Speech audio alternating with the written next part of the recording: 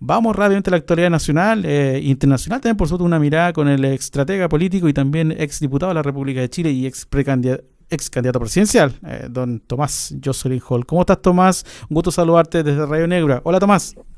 Súper, César Fernando, un abrazo. Bueno, Tomás, violencia callejera en las calles. Tomás, ¿qué te parece que se cierren colegios? Dichos de la delegada presidencial Constanza Martínez en Santiago. Ha sido todo bastante complejo, Tomás, déjame decirlo así. No es complejo, ¿eh?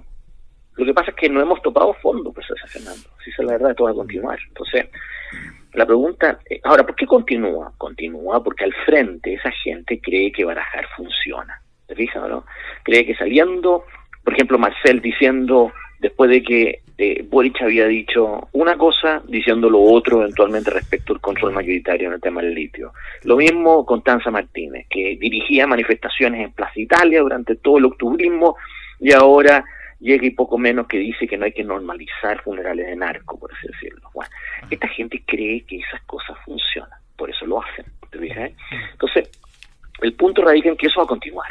La primera afirmación que te quiero decir es que va a continuar y va a empeorar, porque ahora estamos empezando a encontrar cadáveres en tarros de basura, en sitios de yazo, estamos encontrando incluso cadáveres en fosas de avarios, ¿no? El otro día creo que en Curacaví encontraron a 3 secuestrados, 3. ¿Ah?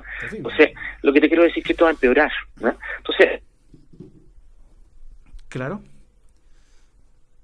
produce el momento de decir, esta es la gota que rebalsó el vaso. Bueno, tiene que ver con percepciones eso, ¿no? Primero que nada, las percepciones más importantes son las personas que están en este momento haciendo esas leceras. Cuando ellos se den cuenta que no funcionan, van a cambiar el relato, ¿te ves? Entonces van a empezar a hacer otras cosas. Se van a estar dando cuenta que tienen poca eficacia, que ya no les resulta, ¿ya? Bueno, una de las cosas que ha permitido seguir barajando hasta ahora, San Fernando, es el ciclo político. Entonces, tenemos una elección en 2 semanas más, ¿ya? Entonces, cuando se den cuenta que esa elección no va a resolver el problema, y el día 8 o 9 vas a tener una presión por cambio de gabinete, vas a tener otra presión. La pregunta es cuál es la magnitud de esa presión. Hasta ahora, tuviste recién un cambio de gabinete, porque tuviste un cambio a la ministra secretaria general de la presidencia. Yo cuestioné eso. Yo dije, ¿por qué sacan la Analia Uriarte 2 semanas antes de una elección? ¿Qué importaba dejarla hasta después de la elección? Sí, todo el mundo ya estaba internalizando que íbamos a tener un cambio de gabinete después de la elección. Así que, por lo tanto, ¿qué les costaba si ya tenían a la Analia enferma o con licencia por más de un mes? ¿Qué les importaba 2 semanas más? Bueno, yo te voy a decir por qué les importó. Porque el grupo que quiso llegar y cambiarla, en el fondo quiere con eso eventualmente evitar la salida de otros ministros del equipo político. Claro. La Toti Orellana, Giorgio Jackson, ¿cómo se llama? Tienes al ministro de Economía, tienes al ministro de Energía, controvertido. La lista es más de 8 personas. Claro. Entonces, esa gente tiene miedo de que después del 8 de mayo los cambien, ¿ya? Entonces, la verdad, la cosa que haber puesto a Álvaro Elizalde hoy día, ¿ah?, permitía aire. Esa es toda la política de estos gallos. Aire, comprar tiempo, tratar de alguna manera de capear el corto plazo, el metro cuadrado. Y tú tienes que llegar y cambiarles esa lógica. Tú tienes que poner en vitrina que esta cosa no es resistible para el grueso de los chilenos.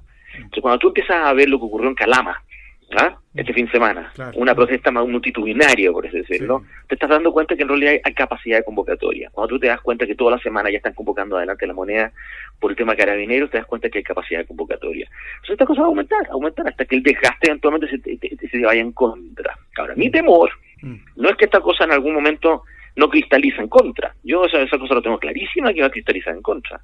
Mi temor es que sigamos en el ping-pong. Ese es mi temor. Mi temor es cómo salir de Weimar sin caer en Hitler. Y lo digo no porque no entienda que en Chile hay rabias instaladas y poco menos que gente quiere linchar a gente en la calle, simplemente porque creo que esa cosa no va a funcionar nomás. ¿Te fijas? Entonces yo creo que hay que llegar y persuadir al país a decir, bueno, ¿sabes qué más? Cortemos la chacota, pues. Y buscamos esto en un proceso político que funcione, ¿te fijas? Pero no hemos llegado a ese punto todavía.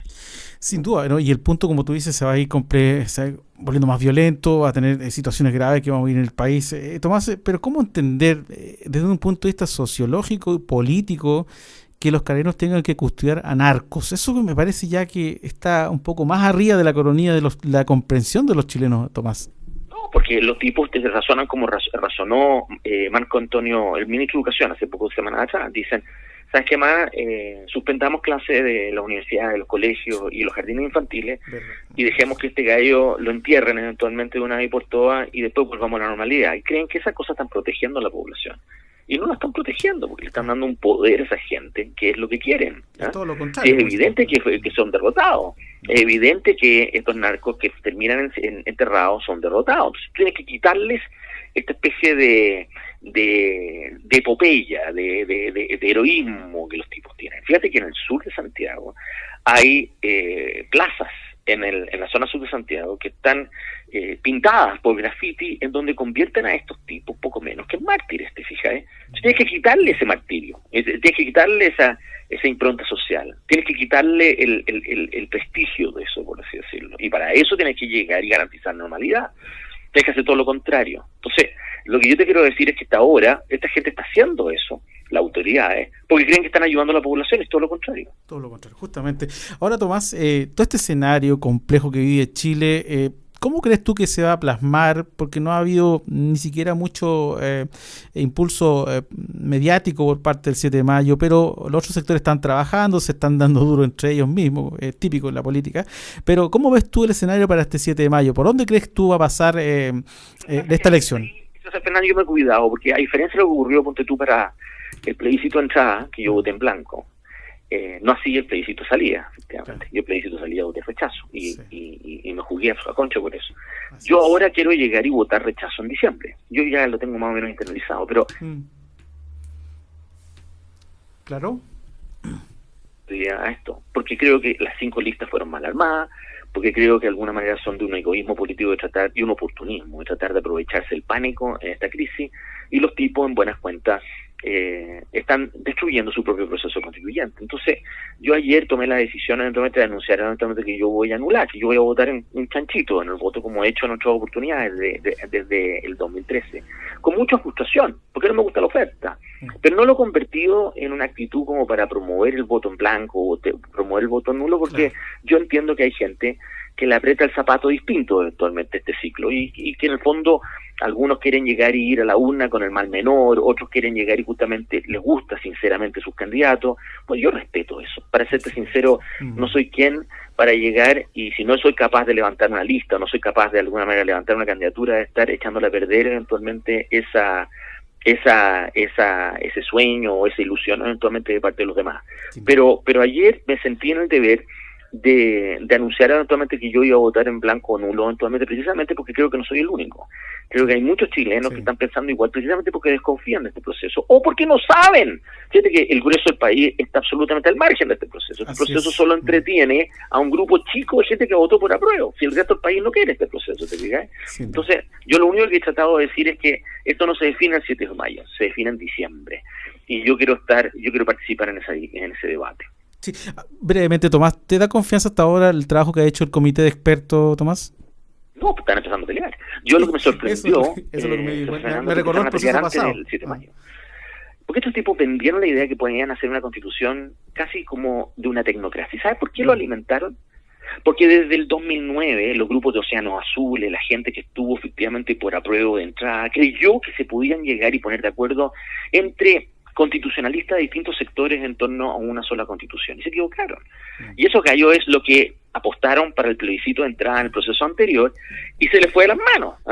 Esos son los Arturo Fermanduá, esos son eventualmente los Hernán Larraín Chico, esos son los Patricio Zapata, esos son la gente que efectivamente se les fue de las manos el proceso, y después posteriormente creyeron que en este entinglado de tener un comité de expertos, tener árbitros, tener consejeros que en el fondo no sirven para nada, creyeron que iban a poder llegar y redactar un proyecto de acuerdo. Y fíjate que no lo tienen. Y se están empezando a pelear ahora respecto de ello. Entonces se produce una situación que es rarísima. Tú tienes una derecha económica que hegemoniza ese comité de expertos, el piñerismo. Claro. Y ese grupo está peleando efectivamente con los otros en este instante. Y además tienes como candidato al líder de los empresarios, a Juan Sutil, corriendo, y que apenas lo sientan para hablar efectivamente acerca del el proyecto constitucional de ese grupo, actualmente el tipo te demuestra que no, o sea, queda como un imbécil, ¿te fijas o no? Y hoy dijo que efectivamente lo descuartizan, que la constitución era responsabilidad es responsable de los descuartizamientos y la destrucción de la educación. Cuando tú te das cuenta que una derecha económica hasta ahora culpaba a su izquierda de vender que la Constitución te podía dar pensiones, empleo, te podía llegar y poco menos que garantizar la nirvana, y son los mismos que ahora te están levantando sus candidaturas sobre lo mismo, con la misma lógica, al revés, tú te das cuenta que estamos en manos de unos bestias, ¿te fijas? Ese es el punto. Sin duda. Por eso entiendo tu voto, por eso entiendo tu análisis, Tomás Jocelyn Hall, estratega y también exdiputado de la República de Chile y ex candidato presidencial. Gracias, Tomás, por compartir estos minutos con Radio Neura Arica. Un abrazo, Tomás. Cariños, querido amigo, un abrazo fuerte. Un abrazo para ti, Tomás. Muy interesante, ¿eh? En la mañana aplauden al presidente Boric. Todos estos empresarios, dice Tomás, porque también dice que el empresariado se ha vuelto más idiota, ¿no? De una forma política, por supuesto. Y después en la tarde se decepcionan, casi se caen de la silla para atrás con el mensaje del presidente con respecto a la negociación del litio. Eso es lo que da